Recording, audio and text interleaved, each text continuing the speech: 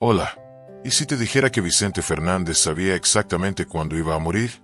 Que durante años dejó pistas tan obvias que ahora nos preguntamos cómo nadie las vio venir.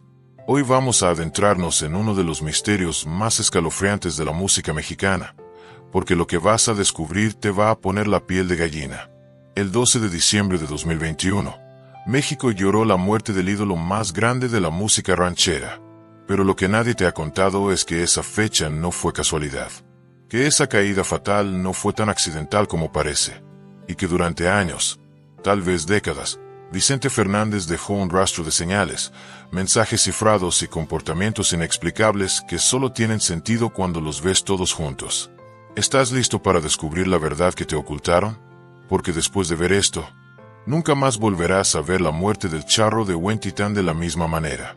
Desde canciones con letras proféticas, decisiones inexplicables en su rancho, hasta comportamientos extraños que sus más cercanos intentaron ignorar.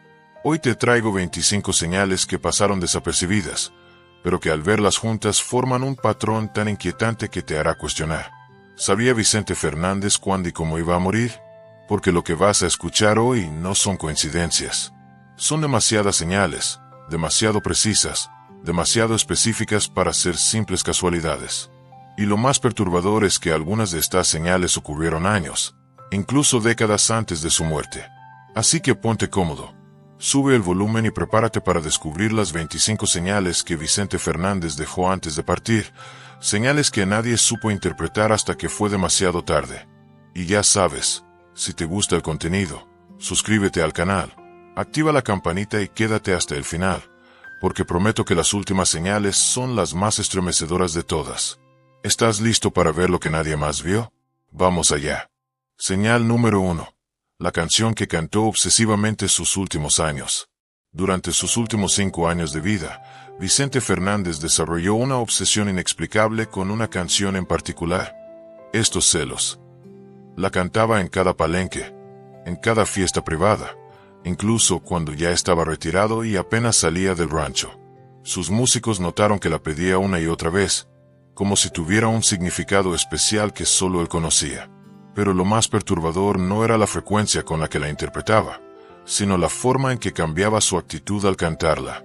Según personas cercanas, cuando llegaba a ciertos versos, Vicente cerraba los ojos y parecía estar en otro lugar, como si estuviera despidiéndose de algo o alguien.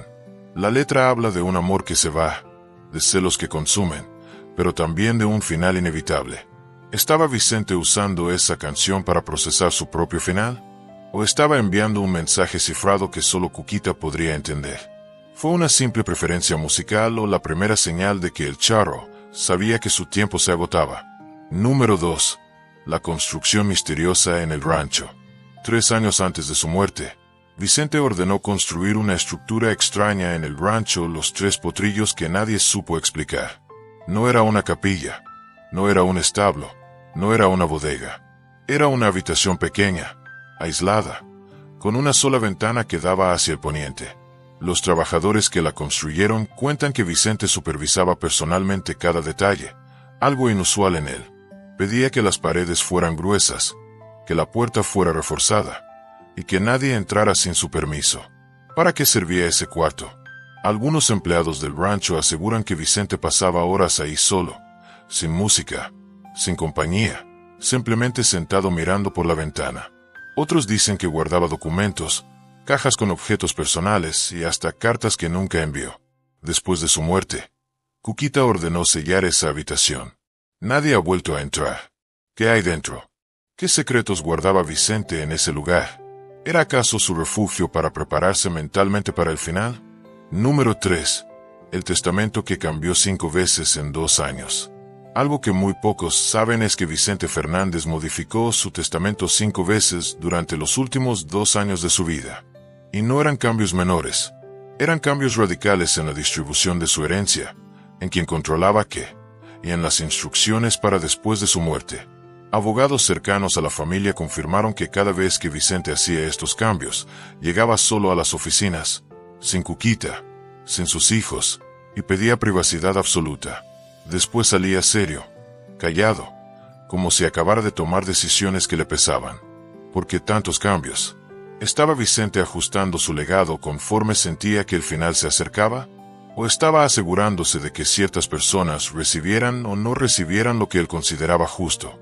Lo más inquietante es que el testamento final se firmó apenas 3 meses antes de su caída, como si supiera que ya no tendría otra oportunidad de hacerlo. Señal número 4. La despedida anticipada con sus músicos. Durante lo que sería su último año activo, Vicente comenzó a hacer algo extraño en sus presentaciones. Al terminar cada show, reunía a sus músicos en privado y les agradecía con una emoción inusual. Les decía cosas como gracias por acompañarme en este camino, o ustedes han sido mi familia más que nadie. Sus mariachis lo notaron, pero pensaron que era la nostalgia de un hombre que estaba envejeciendo. Sin embargo, uno de ellos reveló años después que Vicente les decía frases como no sé cuántas veces más podré hacer esto, o disfruten cada nota, porque uno nunca sabe. ¿Era simple melancolía o Vicente sabía que esos serían sus últimos conciertos? ¿Por qué tanta urgencia en despedirse cuando aún parecía tener energía para seguir? Señal número 5. El regalo inexplicable a Cuquita. 6 meses antes de su caída, Vicente le dio a Cuquita un regalo que la dejó desconcertada. Un collar antiguo con un dije que representaba a la Virgen de Guadalupe, pero no cualquier dije, sino uno que había pertenecido a su abuela y que él había guardado por décadas sin mostrárselo a nadie. Cuando Cuquita le preguntó por qué se lo daba en ese momento, Vicente simplemente respondió: porque quiero que lo tengas ahora, no después. Ella no entendió el comentario en ese momento, pero después de la muerte de Vicente, ese no después resonó como una advertencia. ¿Sabía Vicente que pronto no podría entregárselo personalmente? ¿Era esa su forma de decir adiós sin pronunciar la palabra? Número 6. Las conversaciones nocturnas con la muerte. Empleados del rancho que trabajaban en turnos nocturnos cuentan algo escalofriante. Durante sus últimos meses, Vicente comenzó a caminar por el rancho de madrugada hablando solo. Al principio pensaron que estaba ensayando canciones, pero al escuchar más de cerca notaron que sus conversaciones no eran con nadie de este mundo. Hablaba de su padre, de amigos fallecidos, y hasta mencionaba nombres de personas que ya no estaban. Una noche, un empleado lo escuchó decir: ya sé que vienes por mí, pero todavía no estoy listo. ¿Con quién hablaba Vicente? ¿Estaba teniendo visiones de su propio final? Cuando Cuquita se enteró, lo atribuyó al cansancio y a los medicamentos. Pero quienes lo escucharon aseguran que Vicente no parecía confundido, sino perfectamente consciente, como si realmente estuviera negociando con algo o alguien invisible. Número 7. La foto que ordenó tomar solo. 3 meses antes de su caída, Vicente pidió a un fotógrafo profesional que fuera al rancho para tomarle fotos. Pero no quería fotos con la familia, ni fotos promocionales. Quería fotos de él solo, en el rancho, mirando el horizonte, vestido con su traje de charro. El fotógrafo cuenta que Vicente fue muy específico. Quería que las fotos se tomaran al atardecer, con la luz dorada, y que él apareciera de espaldas en algunas. Cuando le preguntó para qué eran, Vicente respondió: para que me recuerden cómo era. Esas fotos nunca fueron publicadas en vida de Vicente. Cuquita las encontró después y lloró al verlas, porque parecían fotos de despedida, como si Vicente estuviera posando para su propia posteridad. ¿Por qué esa urgencia de documentar su imagen de esa forma específica?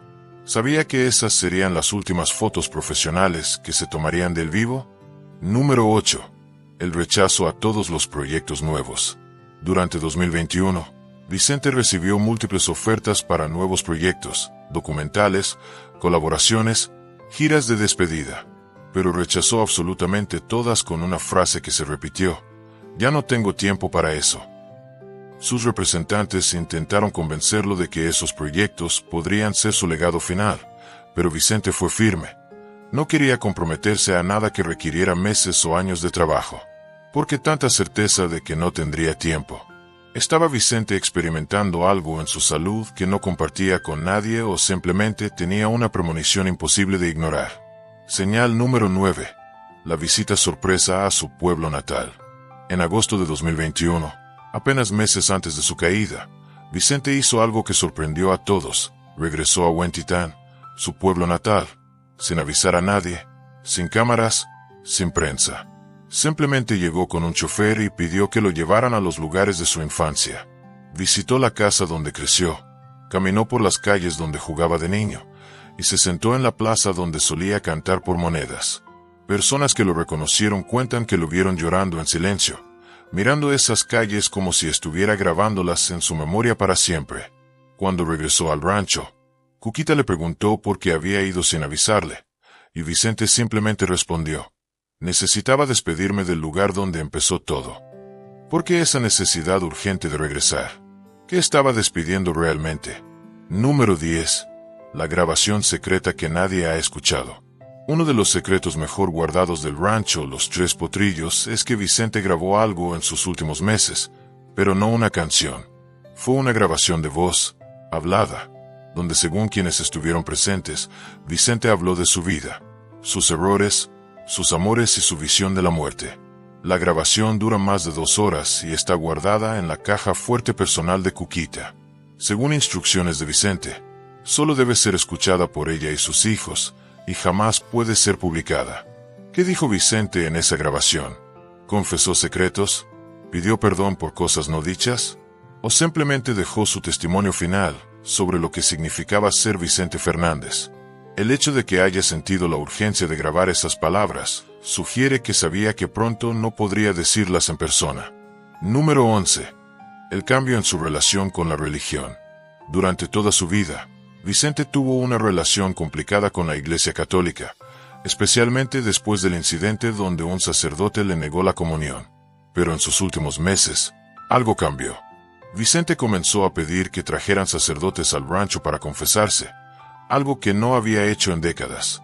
Cuquita estaba sorprendida pero feliz, pensando que finalmente su marido estaba haciendo las paces con Dios. Sin embargo, los sacerdotes que lo visitaron salían del rancho con expresiones serias, como si lo que Vicente les había confesado fuera más pesado de lo esperado. Uno de ellos, años después, dijo sin dar detalles: ese hombre necesitaba mucha paz antes de partir. ¿Qué confesó Vicente? ¿Qué secretos compartió con Dios que no pudo compartir con nadie más? ¿Era su forma de prepararse espiritualmente para lo que sabía que venía? Número 12. La obsesión con ordenar sus pertenencias. Meses antes de su caída, Vicente desarrolló una obsesión por ordenar sus cosas personales. Pasaba horas revisando cajas viejas, documentos, fotos, cartas. Separaba lo que quería conservar de lo que debía destruirse. Cuquita pensó que era simple nostalgia, pero los empleados notaron algo más. Vicente quemaba documentos, destruía fotos y eliminaba evidencias de cosas que nadie más sabía que existían. ¿Qué estaba borrando Vicente? ¿Qué no quería que encontraran después de su muerte? ¿Era acaso una limpieza final de su historia antes de partir? Señal número 13. El sueño recurrente que le contó a Alejandro. Alejandro Fernández reveló en una entrevista posterior que su padre le había contado sobre un sueño que tenía repetidamente en sus últimos meses. En ese sueño, Vicente se veía cayendo, pero no era una caída accidental. Era una caída lenta, como en cámara lenta, y él sabía que al tocar el suelo todo terminaría.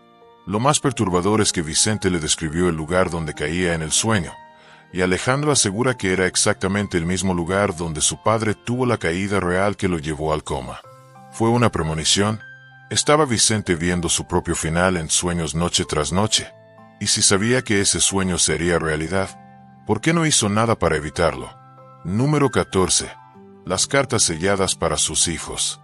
Poco después de su muerte, Cuquita entregó a cada uno de sus hijos una carta escrita de puño y letra por Vicente. Cada carta estaba personalizada, sellada y tenía instrucciones claras. Solo debían abrirlas un año después de su muerte. Ninguno de los hermanos Fernández ha revelado públicamente qué decían esas cartas, pero quienes los vieron después de leerlas aseguran que todos lloraron. Vicente Jr., conocido por su fortaleza, estuvo encerrado en su habitación por horas después de leer la suya. ¿Qué escribió Vicente en esas cartas? ¿Eran despedidas? ¿Confesiones? ¿Consejos para después de su partida? El hecho de que las escribiera con anticipación muestra que sabía que no podría decir esas palabras en persona. Señal número 15. La conversación final con su médico personal. El médico personal de Vicente Fernández, quien lo atendió durante años, reveló en una entrevista algo estremecedor.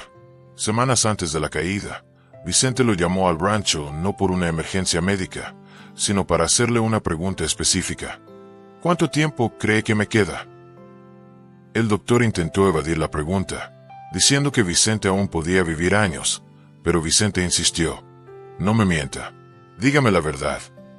Finalmente, el médico le explicó que dada su edad, condiciones de salud y estilo de vida, podría tener entre 6 meses y 2 años. Vicente escuchó en silencio y simplemente dijo, gracias por ser honesto. Salió de esa consulta más tranquilo que nunca, como si finalmente tuviera la respuesta que necesitaba para planificar lo que seguía. Número 16. La despedida silenciosa con sus caballos. Vicente Fernández amaba a sus caballos más que a muchas personas. Eran su refugio, su terapia, pero en sus últimas semanas comenzó a comportarse extraño con ellos. Los cuidadores del rancho notaron que Vicente pasaba horas en los establos, acariciando a cada caballo, hablándoles en voz baja. Una noche, uno de los empleados lo escuchó decirle a su caballo favorito, «Cuida el rancho cuando yo ya no esté». Después de su muerte, ese mismo caballo se negó a comer durante días y desarrolló un comportamiento depresivo que preocupó a los veterinarios. Era como si el animal supiera que Vicente se había ido para siempre. ¿Le estaba Vicente diciendo adiós a sus caballos? ¿Sabía que pronto no podría volver a montarlos? Número 17. El cambio de actitud hacia sus enemigos. Algo notable ocurrió en los últimos meses de Vicente. Comenzó a perdonar. Llamó por teléfono a personas con las que había tenido conflictos durante años, incluyendo a algunos empresarios y artistas con los que se había peleado. Las conversaciones eran breves pero significativas. Solo llamaba para decirte que ya no guardo rencor.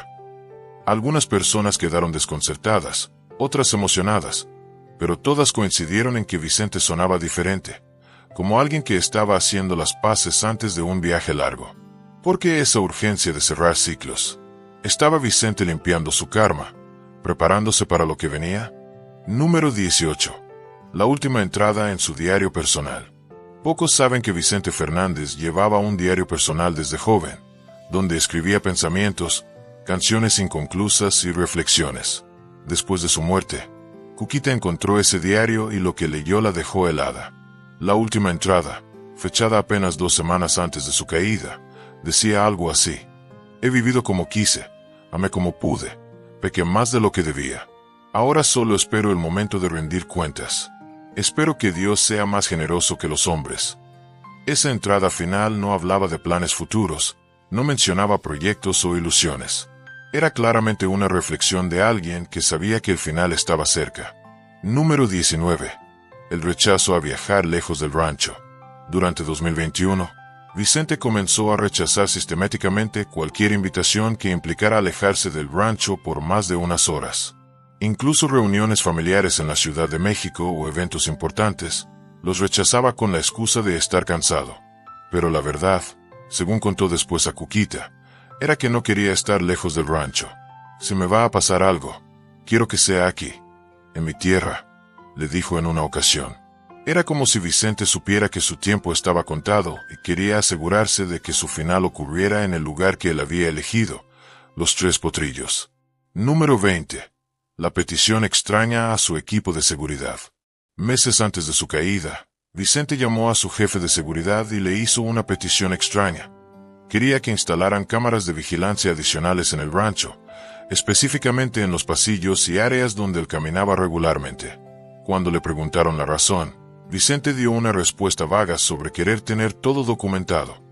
Pero después de su muerte, algunos especularon que Vicente quería tener evidencia visual de todo lo que ocurría en el rancho, incluyendo su propio comportamiento. ¿Estaba Vicente preparando evidencia para algo?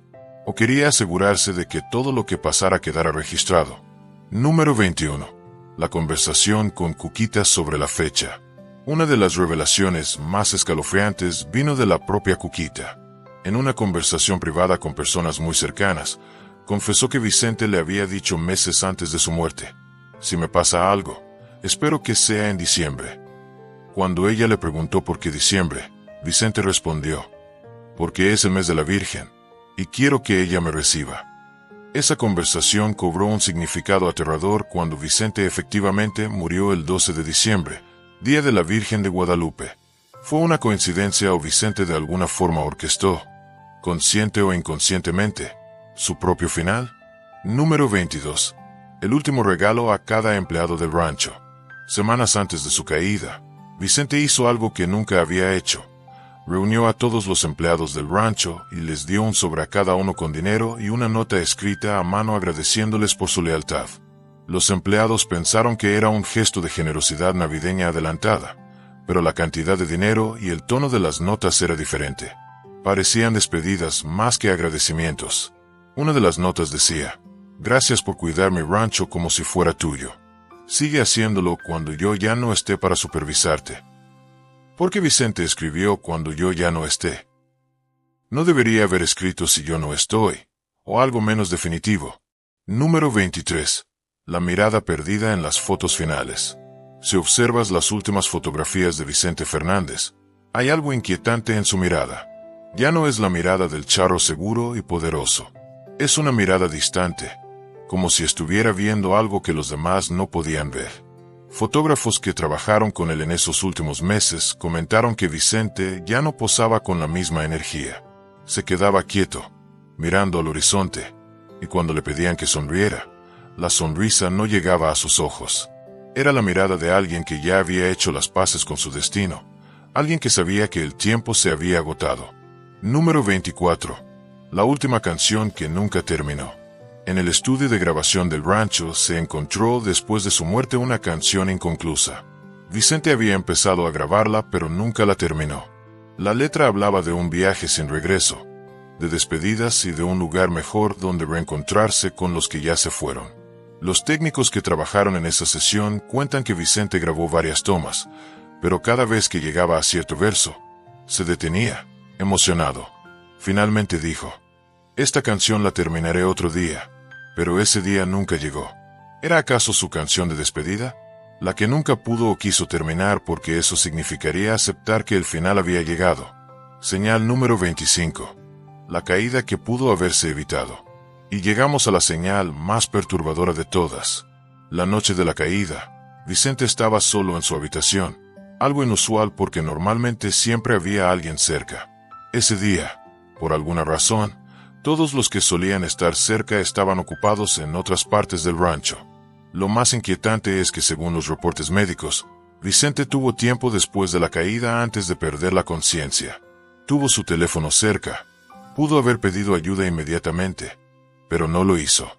Cuando finalmente lo encontraron, había pasado tiempo suficiente para que el daño fuera irreversible. ¿Por qué Vicente no pidió ayuda de inmediato? ¿Se golpeó tan fuerte que no pudo reaccionar? ¿O hubo algo más? Es posible que, en algún nivel, Vicente aceptara lo que estaba pasando porque sabía que había llegado su momento. Algunos empleados del rancho aseguran que esa noche Vicente les había dicho a todos que no lo molestaran, que quería estar solo. ¿Sabía lo que iba a pasar? ¿Fue un accidente o el cumplimiento de una premonición que había visto en sueños? Y bueno, amigos, aquí termina este recorrido escalofriante por las 25 señales que Vicente Fernández dejó antes de su muerte. Señales que, vistas individualmente, podrían parecer coincidencias o simplemente el comportamiento de un hombre mayor reflexionando sobre su vida. Pero cuando las vemos todas juntas, forman un patrón imposible de ignorar.